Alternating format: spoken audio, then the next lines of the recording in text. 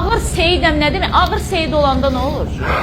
Özünə ağır seyidəm, ağır övlüyəyəm deyənlərin 90% fırıldaqçılıqla məşğuldur. Mənim başım çıxmır, sizə nə verirlər yeməyə? Sizə kim dərs verir, sizin müəlliminiz kimdir? Ağır seyid, sən hələ bilmirsən ağır seyid nədir? Ya bilmirdin sən? Ağır seyid odur ki, adamın gözlərini çıxardır, qoyu adamın əllərinə. Ağır seyid odur ki, sən boyda bir dənə daş düşür adamın təpəsinə. Bəstirin özünüzə başa iş yaxdırın, prim yığmaqdan ötürü nə gəlir ağzınıza danışdır. Bir də mollalara lağırırsınız, bir də alimlərə lağırırsınız, bir də namaz qılanlara lağırırsınız. Öyle bir yerə girmirsən, sən jurnalistkasan sən. Git bir dəfə barları çək göstər də, nə bilim onları tənqid elə də sən. Niyə düşmüşsünüz bu namaz qılanların üstünə, bu seyidlərin üstünə? Bizim inancımızla nə işiniz var sizin?